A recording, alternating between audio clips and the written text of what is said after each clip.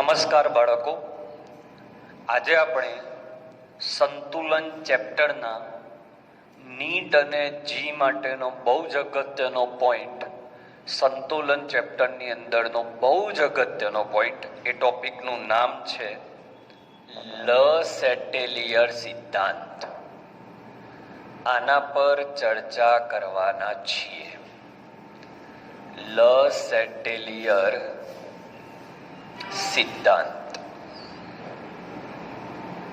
આ સિદ્ધાંત શું કહેવા માંગે છે કે કોઈ એક સમૂહ હોય તમારી પાસે, કોઈ પણ એક પ્રક્રિયા હોય, ધારી લો કે એમાંથી બી બને છે, તો એમાંથી બી બનતી આ પ્રક્રિયા હાલ સંતુલનમાં છે, બહુ સરસ રીતે સંતુલિત થઈ ગઈ છે. પરંતુ આમાં જો સંતુલન થયા પછી તાપમાન અથવા દબાણ, ઉદ્દીપક અથવા નિષ્ક્રિય વાયુ ઉમેરવામાં આવે અથવા સાંદ્રતા બદલવામાં આવે, ત્યારે આ પ્રક્રિયામાં સંતુલન બગડી જાય છે. અને સંતુલન બગડવાના લીધે આ પ્રક્રિયા ફરીથી એ સંતુલન પ્રાપ્ત કરવાનો પ્રયત્ન કરે છે. હાલ આ સંતુલિત પ્રક્રિયા હતી. આ 5 પરિબળમાંથી કોઈ એક અથવા કોઈ બે ચેન્જ કરવામાં આવે તો આ પ્રક્રિયા પોતાનું સંતુલન ગુમાવી દે, અને સંતુલન ગુમાવ્યા પછી તે આ સંતુલન ફરીથી પ્રાપ્ત કરવાનો પ્રયત્ન કરે. આને લ સેટેલિયર સિદ્ધાંત કહેવાય. બરાબર? એમાં ખાસ યાદ રાખજો બેટા, આ જે તાપમાન છે એ સંતુલન અચળાંકને પણ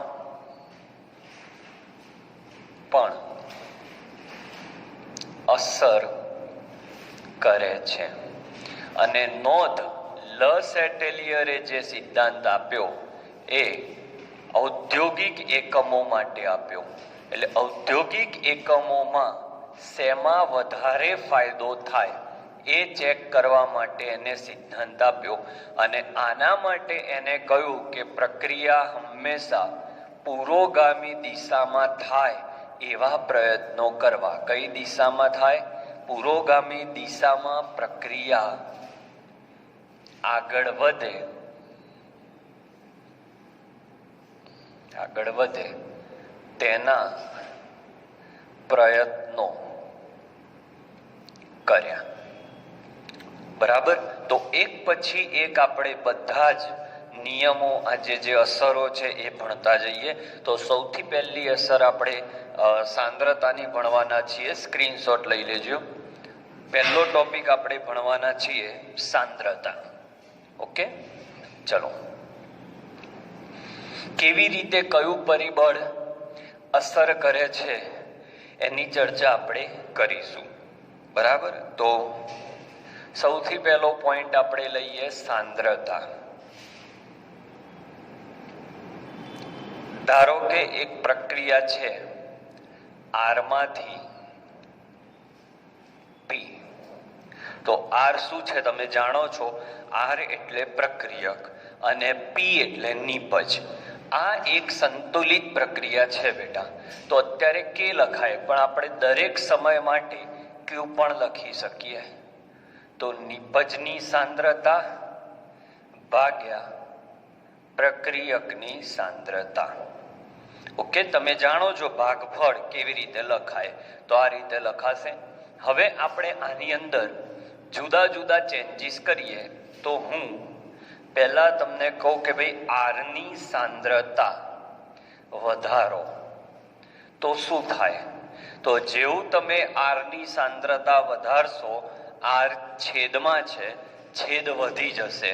છેદ વધી જશે એટલે ક્યુ ઘટી જશે. જેવો જ ક્યુ ઘટશે એટલે પ્રયત્ન કરશે કે સુધી પહોંચવાનો. યાદ રાખો, આ તમારા માટે બહુ કામમાં આવશે. બુકમાં આવેલું જ છે કે જો ક્યુનું મૂલ્ય કે કરતા ઓછું હોય તો પ્રક્રિયાને તે કઈ દિશામાં ધકેલે છે? પુરોગામી. જો ક્યુનું મૂલ્ય કે કરતા વધારે હોય તો તે પ્રક્રિયાને પ્રતિગામી દિશામાં ધકેલે છે. પરંતુ જો ક્યુ બરાબર કે થઈ જાય તો પ્રક્રિયા સંતુલનમાં હોય છે. મતલબ ક્યુ અને કે નું મૂલ્ય સરખું જ હોય એમ. બરાબર? તો ફરીથી પછી આપણે આખો ટોપિક પૂરો થશે એટલે શોર્ટમાં પણ વાત કરીશું. તો આર માંથી પી બને એના માટે ક્યુ આપણે લખ્યો પી અપોન આર. બરાબર બેટા? હવે તમે આર ની સાંદ્રતા વધારશો એટલે છેદ વધી જશે. છેદ વધશે એટલે ક્યુ ઘટી જશે. ક્યુ ઘટશે એટલે કઈ દિશામાં પ્રક્રિયા આગળ લઈ જવાનો ટ્રાય કરશે? પુરોગામી. અને એક ટ્રીક આપું, યાદ રાખો, જે બહુ જ કામમાં આવશે. ટ્રીક: પ્રક્રિયા હંમેશા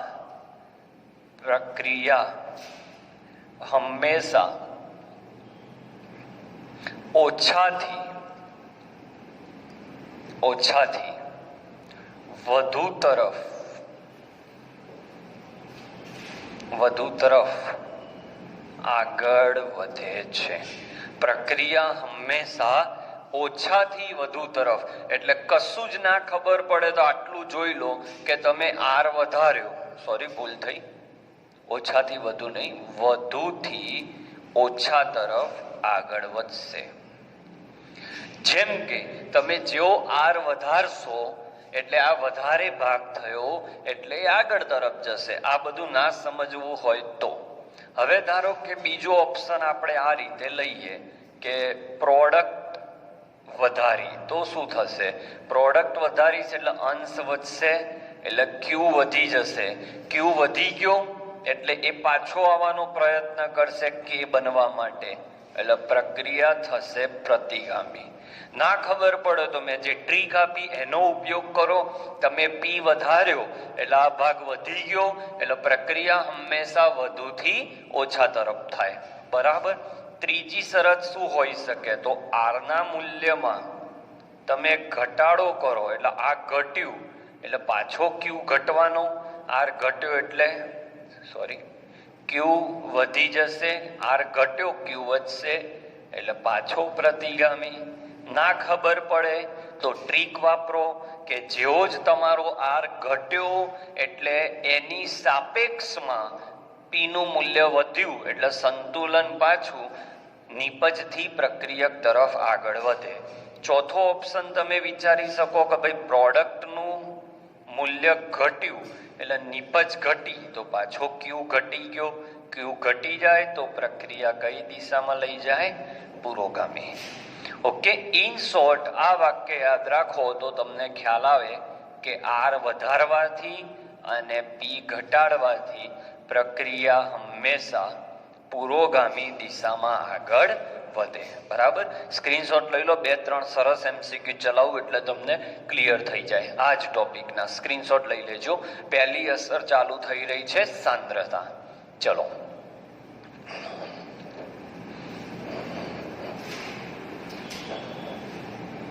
હવે આપણે આનો એક સરસ 1-2 MCQ હું તમને લઈ આપું કે ભાઈ H2 પ્લસ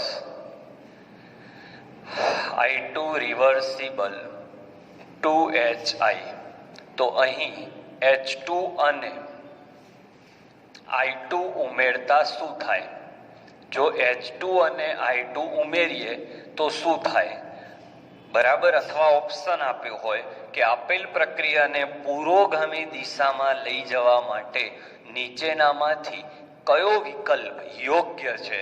તો H2 અને I2 ઉમેરતા આવું એક ઓપ્શન હોય તો જેવું તમે H2 અને I2 ઉમેરશો એટલે પ્રક્રિયક ઉમેર્યા બેટા, અને જેવા તમે પ્રક્રિયક ઉમેર્યા એટલે પ્રક્રિયા આગળની દિશામાં થશે.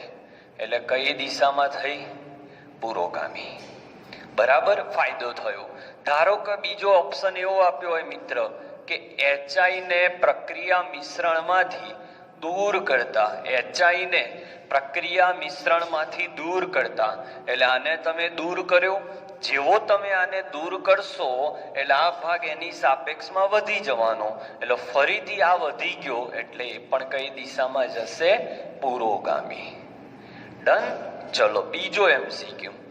CaCO3 solid reversible CaO solid plus CO2 gas માટે પ્રક્રિયા ક્યારે પુરોગામી થાય? પુરોગામી દિશામાં જ પ્રક્રિયા ક્યારે થાય? તો વિચારીએ. હમણાં જ મેં કહ્યું હતું કા તમે પ્રક્રિયકનો જથ્થો વધારો, આ વધારશો તોય સામે જશે. ફરી એકવાર ટ્રીક યાદ કરી દો બેટા. પ્રક્રિયા હંમેશા વધુથી ઓછા તરફ આગળ વધે. પ્રક્રિયા હંમેશા વધુથી ઓછા તરફ આગળ વધે. બરાબર. તો કા તમે આ ઉમેરો કા આમાંથી દૂર કરો. હવે એક મસ્ત કોન્સેપ્ટ કહું કે આ બંનેમાંથી દૂર કોને કરી શકાય? સરળતાથી. તો CO2 ને સરળતાથી દૂર કરી શકાય. કેમ? કારણ કે CO2 કયો સ્વરૂપ છે? ગેસ. એટલે આપણે કહી શકીએ કે પ્રક્રિયા દરમિયાન જે CO2 ઉત્પન્ન થયો છે એ CO2 ને પ્રક્રિયા મિશ્રણમાંથી CO2 ને દૂર કરો. જેમ જેમ CO2 ને તમે દૂર કરતા રહેશો, જેમ જેમ CO2 દૂર થતો જશે એમ એમ પ્રક્રિયા હંમેશા પુરોગામી થશે. ચલો ત્રીજો MCQ લઈએ બેટા. બહુ જ જોરદાર MCQ. N2 plus 3H2 reversible 2NH3. બરાબર. હવે આ પ્રક્રિયા માટે પુરોગામી જવું છે તો ઓપ્શન તમને આપ્યા, તો N2 વધારો તો યસ પુરોગામી જવાશે. કારણ કે N2 વધારો છો મતલબ તમે પ્રક્રિયક વધાર્યો. પ્રક્રિયક વધારશો એટલે પ્રક્રિયા ઓબ્વિયસ છે, પુરોગામી જ થશે. બરાબર. અથવા તમે H2 ઉમેરો, બંને ઉમેરો તો સારું જ છે. અથવા તમે એમોનિયા ને પ્રક્રિયા મિશ્રણમાંથી દૂર કરતા રહો. તો આ ત્રણેય કન્ડિશન તમને કઈ દિશામાં લઈ જાય? પુરોગામી. હવે એક સરસ પ્રશ્ન તમારી સામે મૂકું. તમને કહ્યું કે N2 વધારો H2 વધારો બંનેમાં તમને ફાયદો થશે. બટ ક્વેશ્ચન ઇઝ ધેટ કે તમને એક જ ઓપ્શન આપ્યો હોય કે N2 અને H2 માંથી કયા પ્રક્રિયકનું મૂલ્ય વધારવાથી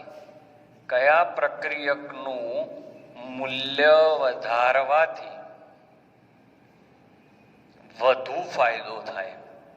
આવો ક્વેશ્ચન તમારી સામે આવીને ઉભો રહ્યો. વી ઓલ નો કે N2 અને H2 બંને વધારવાથી ફાયદો થશે, પણ કયો વધારે વધારવો પડશે? તો એનું કારણ છે કે એક નળીમાંથી તમારી પાસે N2 આવે છે અને એક નળીમાંથી તમારી પાસે H2 આવે છે. પણ જ્યારે N2 1 મોલ વપરાય છે ત્યારે આ 3 મોલ વપરાય છે. એટલે આનું જે કન્ટેનર છે એ H2 જલ્દી ખાલી થઈ જશે. કેમ જલ્દી ખાલી થાય? કારણ કે આ જ્યારે 1 મોલ વપરાય ત્યારે આ 3 મોલ વપરાય. એટલે આના કન્ટેનરમાંથી 1 મોલ N2 આવે ત્યારે આના કન્ટેનરમાંથી 3 મોલ N2 આવે. એટલે આ જલ્દી ખાલી થાય. એટલે જલ્દી ખાલી થાય એટલે એ વપરાયો વધારે, એટલે એને એની જરૂરિયાત વધારે છે. બરાબર. ચેપ્ટર 1 મુજબ કહું તો આ જલ્દી પૂરો થઈ જાય. એટલે આ કયા પ્રક્રિયકમાં ગણાય? જો સરખા મોલ લઈને પ્રક્રિયા ચાલુ કરી હોય તો સીમિત પ્રક્રિયકમાં ગણાય. એટલે H2 ના મોલ, બહુ મસ્ત પોઈન્ટ આવ્યો, H2 ના મોલ વધુ હોવાથી તે ઉમેરવા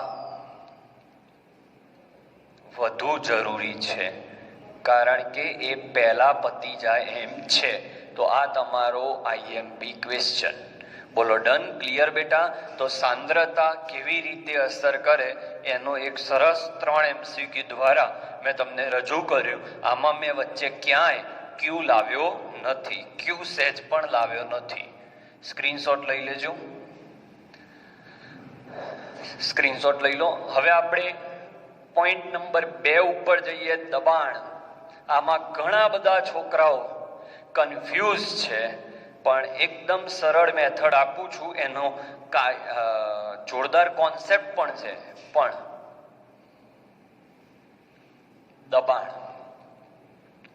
દબાણ માટે યાદ રાખજો બેટા, પી ચલે છે 1/v હોય.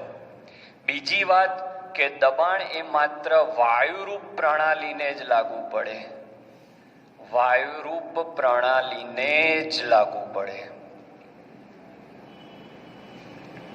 ઓકે, તો કેવી રીતે? તો એક એક પ્રક્રિયા લઈને હું તમને સમજાવું કે એ ગેસ રિવર્સિબલ, બી ગેસ છે.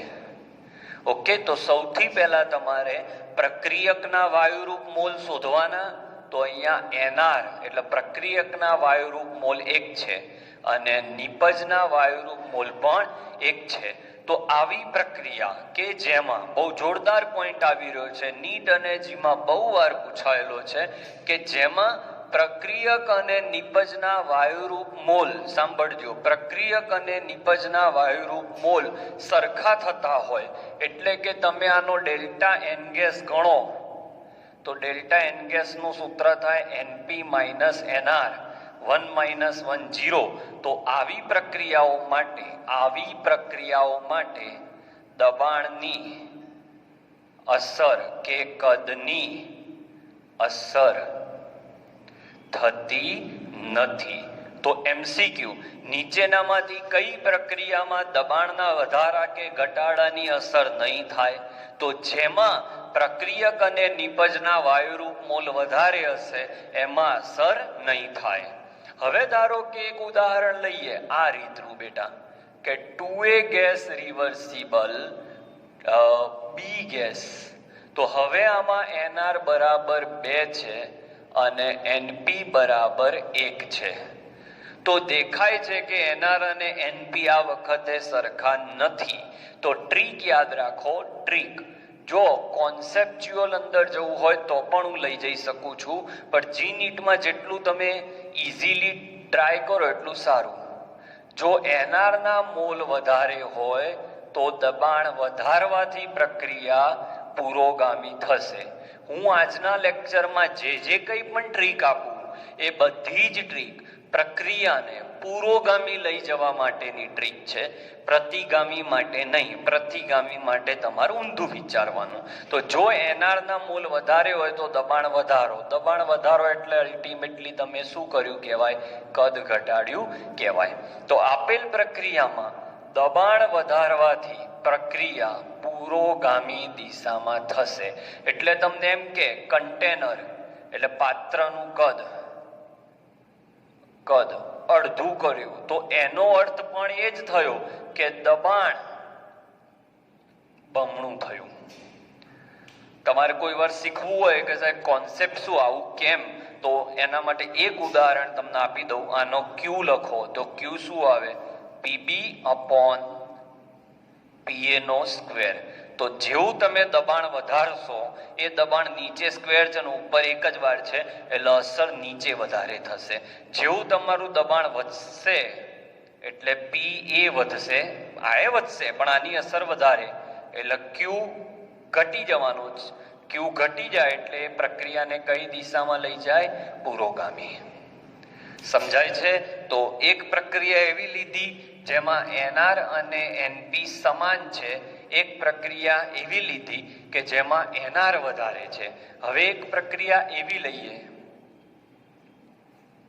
આ રીતે, A gas reversible to be gas. તો બોલો NR બરાબર 1 છે આ વખતે અને NP બરાબર 2 છે. તો આ વખતે NR is less than NP. તો ટ્રીક, NR ઓછા તો દબાણ ઘટાડો, કદ વધારો.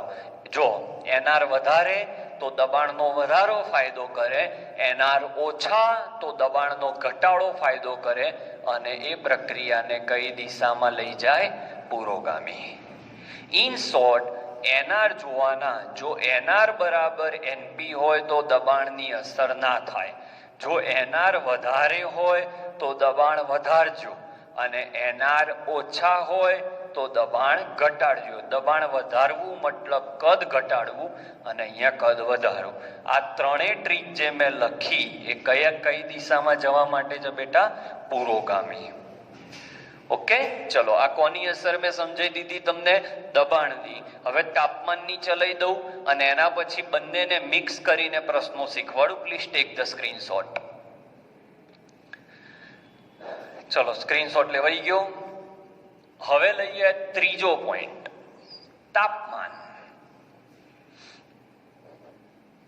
તાપમાન યાદ રાખજો બેટા, તાપમાન એકમાત્ર એવો પોઈન્ટ છે કે જે સંતુલનને પણ અસર કરે છે. તાપમાન એ સંતુલન અચળાંકને પણ અસર કરે છે.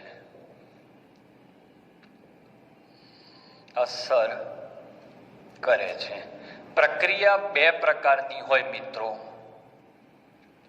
એક છે ઉષ્મા શોષક પ્રકારની. ઉષ્મા શોષક એટલે એમાં ઉષ્મા ઉમેરાય. એને દર્શાવવાની બેટા ત્રણ રીત છે, ચાર. કાં તો તમને પ્રશ્નમાં જ કહી દીધું હોય કે આપેલ પ્રક્રિયા ઉષ્મા શોષક છે, કાં તો તમને પ્રક્રિયાની બાજુમાં આવું લખીને આપ્યું હોય, કાં તો તમને પ્રક્રિયાની બાજુમાં આ રીતે વેલ્યુ આપી હોય, પોઝિટિવ વેલ્યુ, કાં તો તમને પ્રક્રિયામાં જ આવું આપ્યું હોય, R વત્તા ઉષ્મા રિવર્સિબલ નિપજ. તો આ ચારે મેથડ, આ ચારમાંથી કોઈ પણ એક વસ્તુનો મતલબ થાય ઉષ્મા શોષક, મતલબ ઉષ્મા ઉમેરાય છે. હવે આવી પ્રક્રિયામાં ઉષ્મા ઉમેરાતી હોવાથી ઉષ્મા એ પ્રક્રિયકની માફક વર્તે. પ્રક્રિયકની માફક વર્તે એટલે જેવું તમે જો આવી પ્રક્રિયાનું તાપમાન વધારશો તો તાપમાન વધારવાથી એને એ તાપમાનનો ફેરફાર એને ઉષ્મામાં કન્વર્ટ કરશે. તાપમાન વધશે એટલે એ ઉષ્મા ઉર્જામાં વધારો કરે, અને ઉષ્મા અત્યારે શું છે બેટા? પ્રક્રિયક. એટલે ઉષ્મા વધી મતલબ શું વધ્યું બેટા? પ્રક્રિયક વધ્યો. અને ટ્રીક શું હતી કે પ્રક્રિયા હંમેશા વધુથી ઓછા તરફ આગળ વધે. Let's do it once again. ઉષ્મા પ્રક્રિયકની માફક વર્તે છે. હવે તમે એ પ્રક્રિયા જે પાત્રમાં થાય છે એ 25 સેલ્સિયસે થતી હોય તો તમે એને 50 લઈ ગયા તો એ તાપમાન ક્યાં ગયું? તો that temperature will be converted in a heat energy. So heat વધી ગઈ. એટલે પ્રક્રિયક વધ્યો. એટલે પ્રક્રિયા કઈ દિશામાં થાય બેટા? પુરોગામી. અને પુરોગામી થવાના કારણે સંતુલન અચળાંક એટલે કે કેના મૂલ્યમાં પણ વધારો થાય. તો આની પણ એકદમ સહેલી ટ્રીક છે. ડેલ્ટા H પ્લસ તો તાપમાન પ્લસ કરજો. બહુ જ ઈઝી કોન્સેપ્ટ છે. આનાથી ઉલટી પ્રક્રિયા વિચારીએ. ઉષ્માક્ષેપક પર આપણે ચર્ચા કરીએ. ઉષ્માક્ષેપક તો એનો ડેલ્ટા H નેગેટિવ હોય. ડેલ્ટા H નેગેટિવ હોવાથી અહીંયા આપણે એને -V લખી શકીએ, અથવા એને લખવાની બીજી રીત છે બેટા, R માંથી P વત્તા ઉષ્મા ઉત્પન્ન થાય. આ ચારે પદ્ધતિ તમને શું કહે છે કે આ પ્રક્રિયા ઉષ્મા ક્ષેપક છે. કાં તો તમને રકમમાં જ સીધું લખીને આપી દીધું હોય કે ઉષ્મા ક્ષેપક. અહીંયા તમારી ઉષ્મા નિપજ તરફ છે એટલે આપણે અહીંયા લખી શકીએ કે ઉષ્મા નિપજ તરીકે વર્તે છે. ઉષ્મા એ નિપજ તરીકે વર્તે છે. હવે નિપજ તરીકે વર્તે છે, ઉષ્મા જમણી બાજુ છે મતલબ નિપજ તરફ. તો આમાં તાપમાન ઘટાડવાથી ફાયદો થશે. કેમ? જેવું તમે તાપમાન ઘટાડશો એટલે હીટ ઘટી જશે. ક્યુ એટલે ઉષ્મા, બરાબર? ઉષ્માને ક્યુ કહેવાય. હીટ ઘટી જશે એટલે આ ભાગ ઘટી ગયો. જેવો આ ભાગ ઘટી જશે એટલે આ એની સરખામણીમાં આ ભાગ વધી જશે. એટલે પ્રક્રિયા પાછી કઈ દિશામાં થશે? પુરોગામી, અને એના કારણે પણ કે વધશે. તો અંતે આપણે બે વાક્ય એવું લખી શકીએ ટ્રીકમાં. મુદ્દો યાદ રાખજો કે ડેલ્ટા એચ ગ્રેટર દેન 0 હોય તો તાપમાન વધારવાથી પુરોગામી થાય, એટલે કે કે વધે. પણ જો ડેલ્ટા એચ લેસ દેન 0 હોય તો તાપમાન ઘટાડવાથી પુરોગામી થાય, અને કેમાં પણ વધારો થાય. તો જો તમારો આ ભાગ પોઝિટિવ તો તાપમાન પ્લસ કરજો, નેગેટિવ તો તાપમાન માઇનસ કરજો. આ તાપમાનની અસર થઈ ગઈ. હવે આ તાપમાન અને દબાણની અસર ભેગી કરીને કેટલાક MCQ શીખીએ. સ્ક્રીનશોટ લઈ લો આનો. ચલો,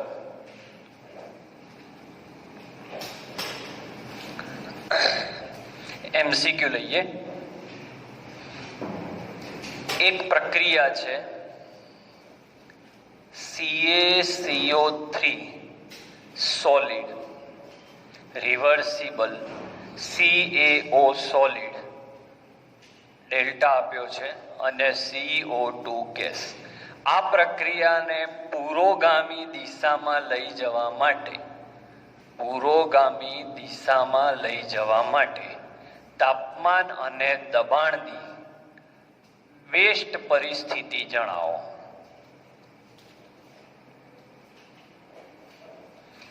અથવા એને ઇંગ્લિશ બીજી રીતે પણ ઓપ્ટિમાઇઝેશન પરિસ્થિતિ જણાવો. તો બંને એક સાથે ના થાય, વન બાય વન આપણે જોઈએ. પહેલો પોઈન્ટ આપણી સામે એ આવશે કે તાપમાનનું ચેક કરવું છે. તો જ્યારે તાપમાનની અસર ચેક કરવી હોય તો પ્રક્રિયા જોવાની કે શું આપેલ પ્રક્રિયા ઉષ્મા શોષક છે કે ઉષ્મા ક્ષેપક છે. તો અહીંયા દેખાય છે કે ડેલ્ટા આપવો પડ્યો. ડેલ્ટા આપવો પડ્યો મતલબ તમે ઉષ્મા ઉમેરી કહેવાય. એટલે આપેલ પ્રક્રિયા શેમાં ગણાશે? ઉષ્મા શોષક. તો મેં ટ્રીક તમને શું આપી છે કે જો પ્રક્રિયા ઉષ્મા શોષક હોય તો તાપમાનનો વધારો પ્રક્રિયાને પુરોગામી લઈ જાય. એટલે ઓપ્શનમાં જેમાં તાપમાન વધારે હોય એને સિલેક્ટ કરીશું. હું ઓપ્શન પણ લખી રાખું એટલે તમને સરળતા રહે. ખાલી એમને આપણે લખીએ છીએ, આમાંથી આપણે પછી સિલેક્ટ કરીશું.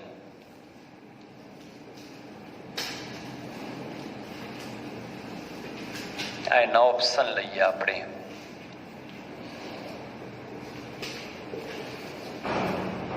ઓકે, તો તાપમાન ઊંચું જોઈશે. ઇન શોર્ટ, તાપમાન ઊંચું જોઈએ એટલે જવાબ કાં તો A છે કાં તો જવાબ B છે. હવે આપણે દબાણની ચર્ચા કરીએ. તો જ્યારે તમે દબાણની ચર્ચા કરો છો ત્યારે માત્ર જે મેં હમણાં થિયરી ચલાવી એ મુજબ NR અને NP જોવાના છે. તો NR કેટલા? NR એટલે પ્રક્રિયકના વાયુરૂપ મોલ. તો અહીંયા વાયુરૂપ મોલ પ્રક્રિયક તરફ બિલકુલ નથી, એટલે NR નું મૂલ્ય તમારું 0 આવશે. નિપજ તરફ વાયુના મોલ કેટલા? તો નિપજ તરફ વાયુના મોલ થશે, આના તો સોલિડ છે એટલે એ તો લેવાય નહીં. ગેસ વાળા મોલ એકવાર એટલે 1 આવશે.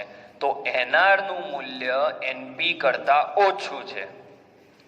એટલે જે મેં ટ્રીક આપી હતી કે NR નું મૂલ્ય ઓછું હોય તો દબાણ નીચું રાખવાનું. તો આપેલ પ્રક્રિયામાં દબાણ નીચું રાખીશું. અને કદથી પૂછ્યું હોત તો કદ ઊંચું રાખવાનું બોયલના નિયમના કારણે. તો આપેલ પ્રક્રિયાને બેસ્ટ રીતે કરવા માટે તાપમાન ઊંચું રાખો અને દબાણ નીચું રાખો. એટલે તાપમાન ઊંચું અને દબાણ નીચું હોય એવો જવાબ આપણી જોડે B છે. બરાબર. તો આ પ્રક્રિયાને જો આ તાપમાન અને દબાણ આપવામાં આવે તો આ પ્રક્રિયા બેસ્ટ રીતે આગળ વધશે. બરાબર. તો કેવી રીતે ટેમ્પરેચર અને દબાણ જોવાનું એની ટ્રીક આપી દીધી. જો ઉષ્મા શોષક તો તાપમાન ઊંચું રાખો, જો એનઆર ઓછા છે તો દબાણ નીચું રાખો, જો એનઆર વધારે હોત તો દબાણ ઊંચું રાખત. સ્ક્રીનશોટ લઈ લો. હજી એક આવો સરસ MCQ આપણે શીખી લઈએ.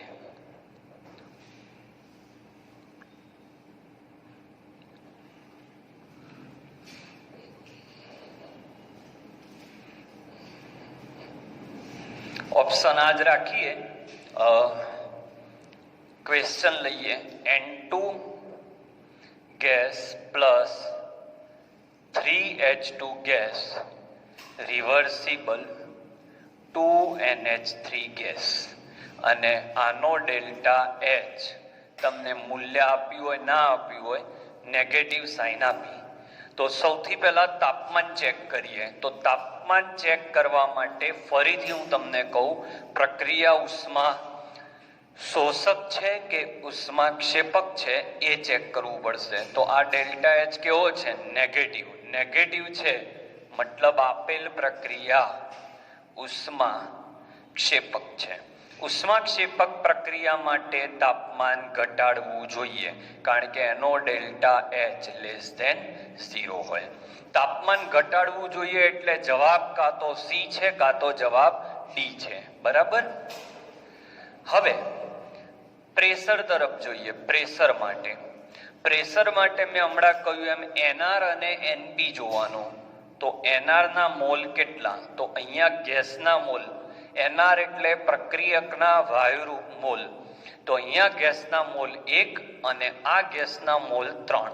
તો 3 ને 1 અહીંયા થાય 4. NP ની વાત કરીએ તો નિપજના વાયુરૂપ મોલ કેટલા થશે? 2. હવે તમને ક્લીન દેખાય છે કે NR is greater than NP. એનો મતલબ NR વધારે છે. તો આપણે ટ્રીક આપી હતી કે જો NR વધારે હોય તો દબાણ ઊંચું રાખવાનું. તો તાપમાન નીચું અને દબાણ ઊંચું રાખવાથી પ્રક્રિયા કઈ દિશામાં થશે? પુરોગામી. તો તાપમાન નીચું. પણ આમાં શરત છે, અમુક હદથી તાપમાન નીચું ના લઈ જવાય, નહીં તો પ્રક્રિયા ના થાય. આ 4 ઓપ્શનને આ પ્રક્રિયા સાથે સમજતા નહીં, માત્ર આ એવી રીતે લખ્યા છે કે આપણે પ્રશ્નને સમજી શકીએ, બાકી ઓરિજિનલ વેલ્યુ જુદી છે. ઓકે. તો તાપમાન નીચું અમુક હદથી ના લઈ જઈ શકાય, નહીં તો પ્રક્રિયા બંધ થઈ જાય. દબાણ અમુક હદથી વધારે ના કરાય, નહીં તો પાત્ર ફાટી જાય.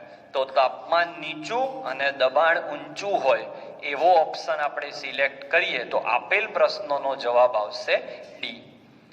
તો બંને પ્રશ્નોમાં એક સાથે આપણે તાપમાન અને દબાણની ચર્ચા કરી. તો પહેલામાં ઉષ્મા શોષક હતી, આ પ્રક્રિયા ઉષ્માક્ષેપક છે. જ્યારે તાપમાનની અસર ચેક કરવાની હોય તો ડેલ્ટા H જોવાનો, અને દબાણની અસર ચેક કરવાની હોય તો NR અને NP જોવાના. જો NR વધારે હોય તો દબાણ ઊંચું અને NR ઓછા હોય તો દબાણ નીચું.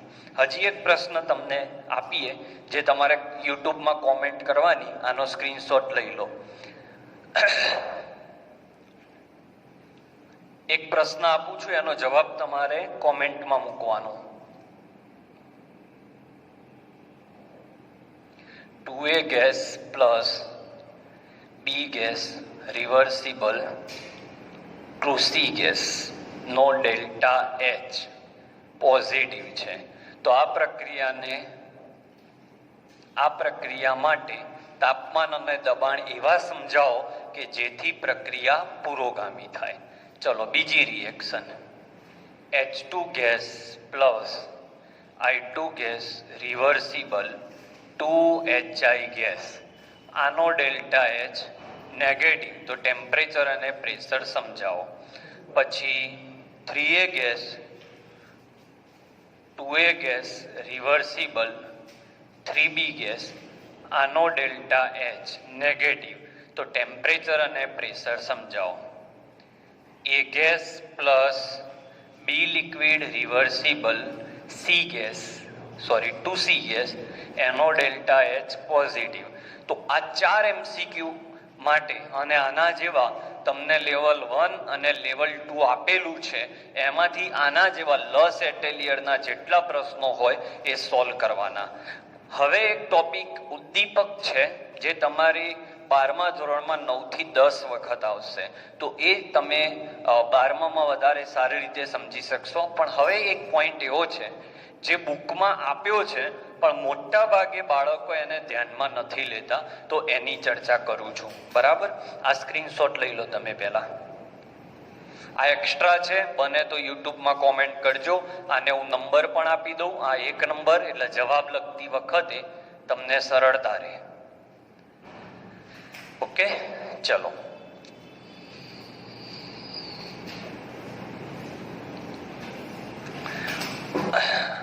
હવે એક એવો શબ્દ છે જે આપણી બુકમાં કોઈ વેલ્યુ જ નથી રાખી, પણ એની ઇફેક્ટ આવે. ઇફેક્ટ ના આવતી હોય તો શું કરવા આવે? તે નિષ્ક્રિય વાયુનો ઉમેરો. પોઈન્ટ નંબર 1, જો તમે નિષ્ક્રિય વાયુ એટલે હિલિયમ નિયોનમાંથી અચળ કદે હિલિયમ કે નિયોન એડ કરો તો કોઈ અસર ના થાય, કારણ કે આ પ્રક્રિયા કરતા જ નથી અને કદ અચળ છે. બરાબર. અને બીજો પોઈન્ટ તમારે આવે છે એ અચળ દબાણે, એટલે દબાણ નથી બદલાવા દેવાનું. તો અચળ દબાણે જો તમે સમજી લો કે હિલિયમ ઉમેર્યું, દબાણ નથી બદલાવા દેવાનું, એટલે જો તમે હિલિયમ ઉમેરશો તો કદ વધશે. જેવું હિલિયમ વધશે એટલે કદમાં વધારો થશે. કદ વધશે એટલે પ્રક્રિયકોની સાંદ્રતા, સૂત્ર મોલ ભાગ્યા લીટર, એટલે કદ વધ્યું એટલે સાંદ્રતા ઘટશે. સાંદ્રતા ઘટશે એટલે તે પ્રક્રિયા વધુ સાંદ્રતા થવા તરફ આગળ વધે, એટલે કે ઓછા મોલથી વધુ મોલ તરફ પ્રક્રિયા થાય.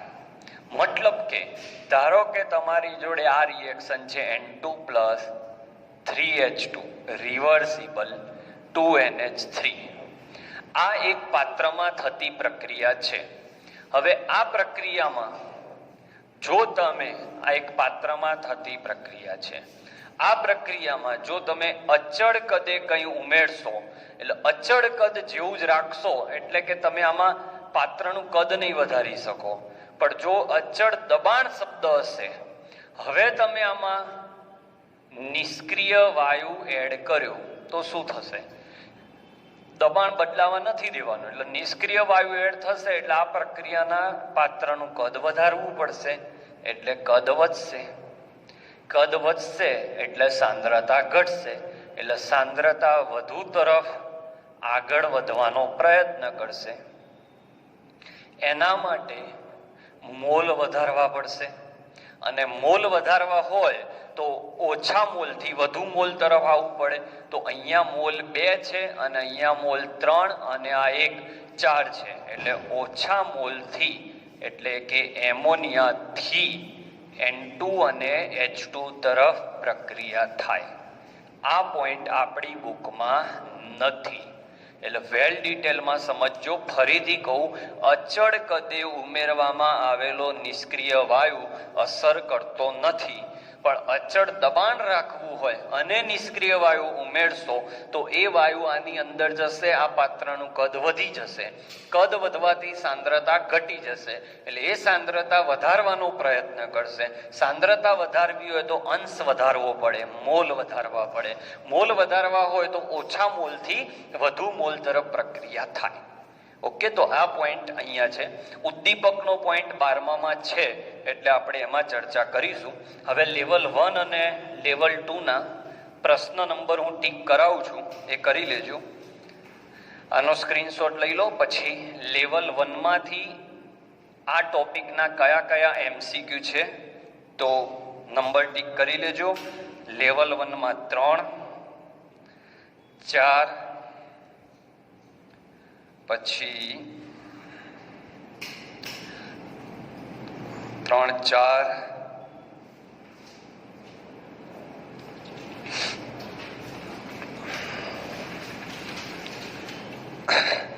22, 21, 21, 22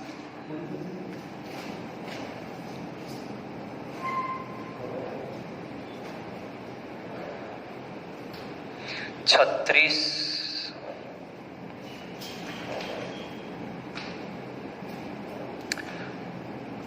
46 આ લેવલ 1 ના છે 47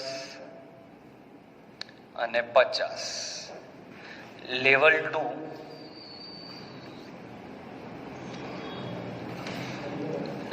2 ની અંદર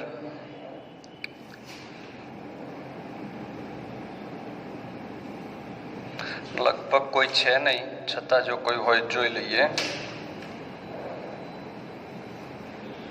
33 લેવલ 2 માં. ઓકે, આટલા પ્રશ્નો તમારે કરવાના છે એટલે લસ એટેલિયરનો પોઈન્ટ પૂરો થઈ જશે. આવતા લેક્ચરમાં આપણે લુઈસ એસિડ બેઝ સિદ્ધાંત અને નિર્બળ એસિડ બેઝની પ્રબળતા ઉપર ચર્ચા કરીશું. આજનો લેક્ચર અહીંયા પૂરો કરીએ છીએ.